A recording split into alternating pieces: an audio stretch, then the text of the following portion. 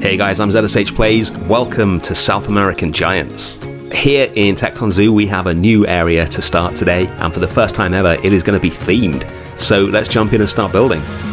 So I've spoken for ages now about the crazy giant otter habitat. That was the first thing I ever designed for this zoo, and how I was trying to find a way to get it into the zoo somewhere. So after the last episode, I went into my little sandbox park and started experimenting with the build. And quickly I decided to expand it into a whole South American area. Unfortunately, when I started building it, I realized that there was just no way to get it to work in franchise mode, because the space requirements for the otters are just so huge that it kind of ruined the design. So I had to go back to the drawing board and redesign the entire area, which is what we're going to build today. The original habitat I'm still really want to build, so I think I'm going to do a standalone sandbox habitat of that and just put that out as a sort of video on its own. But yeah, we're going to start a South American area today. We don't have any areas in the zoo themed by geography. I think I discussed that like way back in, I don't know, episode 2 or something like that. That I wanted all the areas in the zoo to be themed by habitat rather than geography, because it gives you more freedom with the animals. Hence why we have the forest and jungle, coast and desert areas, etc. So then we did Land of the Reptiles, which is obviously themed by type of animal. But with these otters, because there was no room for them in the coastal area, and they don't live on the coast either, so it wouldn't have made any sense, I decided I wanted to do a South American area so it can get 2 more of my favourite animals in. So as well as the giant otters, this area is going to have Giant Anteaters and Jaguar as well. And I'm going to leave a little bit of space just in case we get anything else that I want to add in. I'd really like to have some really small monkeys, tamarins, marmosets, that kind of thing.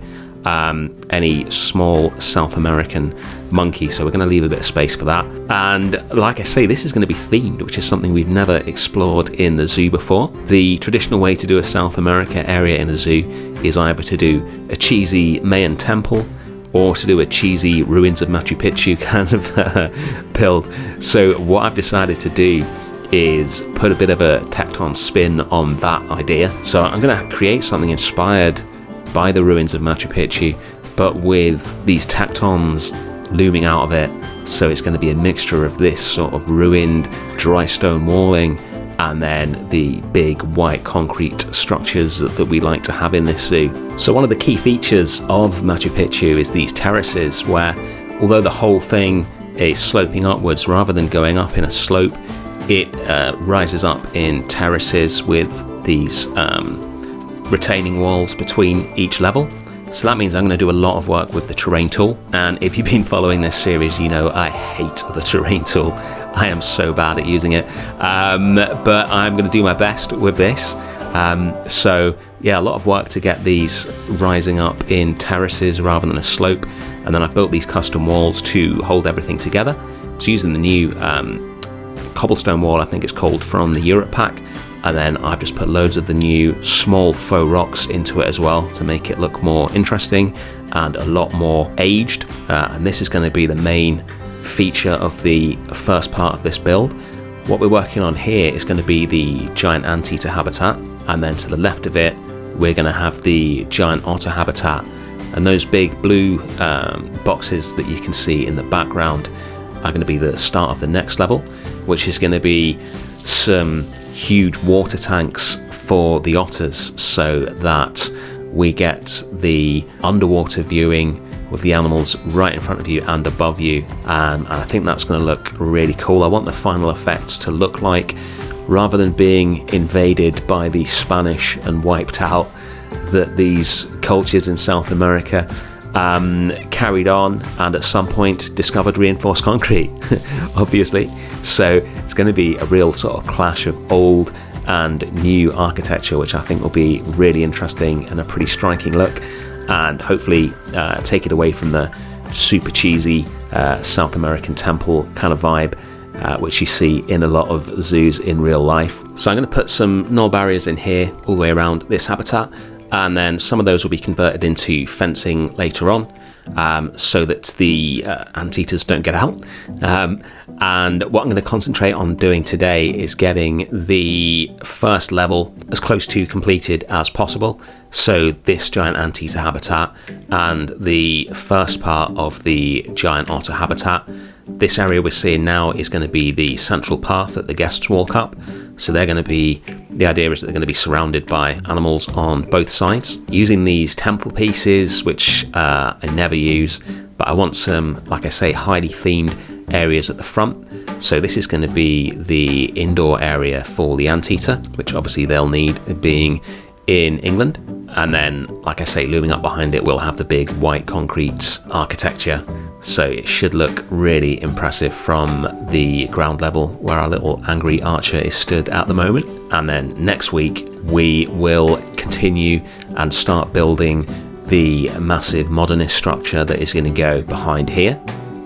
And then finally, we'll move on to the huge Jaguar habitat that is going to sit behind that. I think I'm going to have the first ever animal bridge as well in this habitat.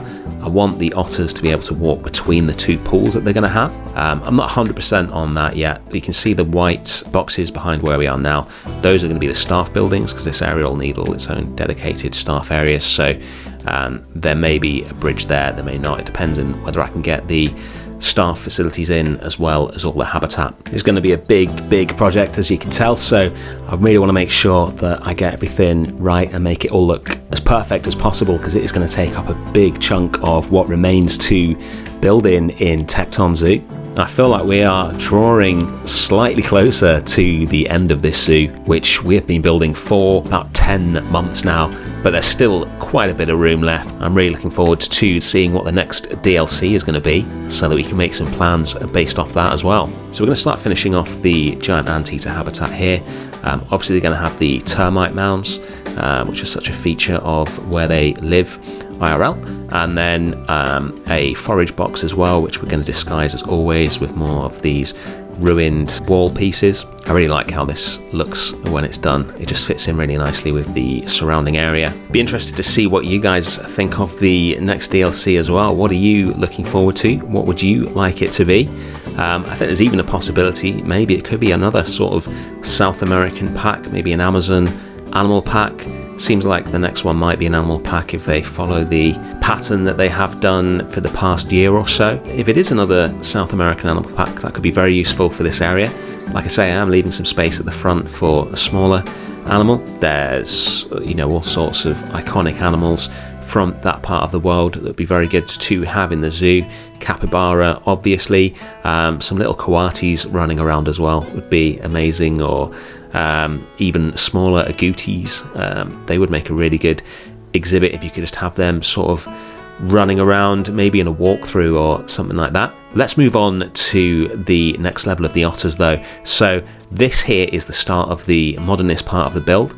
Building one of the circular tanks that I like to do, but this is a bit smaller than the ones that I normally do, so I've had to come up with a new technique for it. So rather than using the 1 meter plaster panels like I normally do, I'm using the plaster pillars, I think they are. I can't remember exactly what they're called, but they're about half the width, which means they are twice as smooth when you turn them into a circle, which is really useful, because I wasn't happy with the look using the old pieces.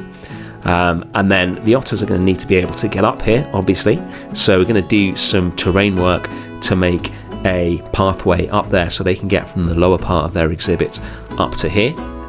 This little bit here is not going to look good by the end of this episode, because that is a job for next week's episode, but it just gives the sort of basics of what is going to happen here to get the otters from one part of their enclosure into the next. And I think this tank is going to look absolutely amazing when it's finished for the guest viewing. They'll be able to stand in front of it and see the otters, and then that piece that I'm moving just there is going to form the bridge. They will walk under that to get into the next part of the habitat with the Jaguar, and potentially the otters will walk over it to get into another part of their habitat. I think that's going to look pretty cool.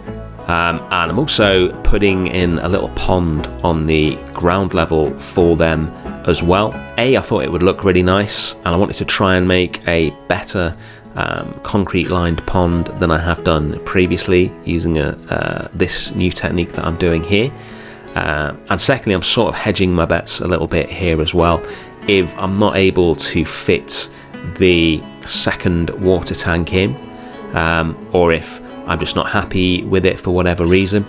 This pond here, combined with the water tank that we've just built, should provide enough water for the otters to be at 100% welfare, which is obviously really important in a franchise zoo. So yeah, I'm lining this pond with these plaster panels, which I'm going to duplicate and then dig out the pond, so that it looks more like a realistic one that you'd find in a zoo. I have done little bits of this kind of thing before, but I've never really gone all the way with lining the whole thing with concrete in this kind of way. So it's going to look a little janky at this point, and then I'm going to go in and fix up all the holes and get it looking really smooth. So we're going to be using decals, foliage, some more plaster pieces, loads of different stuff to get this looking as smooth as possible. I can't wait to get the giant otters in here. They are one of my favourite animals. They have them at my local zoo, the Yorkshire Wildlife Park, and they are just so cool. They are pretty big, as the name would suggest. They're sort of a weird mixture of cute and quite fearsome looking at the same time, which I think Frontier have captured really well in the game, and there's just so much fun. The last time I went to see them, they had a little baby. I'm not sure how old it was, but they were teaching it how to fish in their pond that they have, and the viewing there is amazing when they're in their indoor pond. They've got two there, and yeah, I don't even know how long I spent watching them, but it was a long time. I'm using some of the decals here to join where the terrain ends and the plaster begins, which I think does a really good job of getting rid of the sort of straight lines that you get when you edit the terrain. And once this is done, this sits in really nicely here. I'm very happy with that. The last thing that we're going to do is move on and get some reeds and things like that around here to make the enclosure more lush. Really starts to come to life once you add the plants and of course the rocks in. That is where I think we're going to leave it today. So let's take a look and see what we've got. Alright, this is what we've got so far. It is starting to look really interesting, I think. I'm really liking how this is going. Make sure you tune in next week to see the next part of the build. Thank you so much for watching as always, and I will see you then. Bye.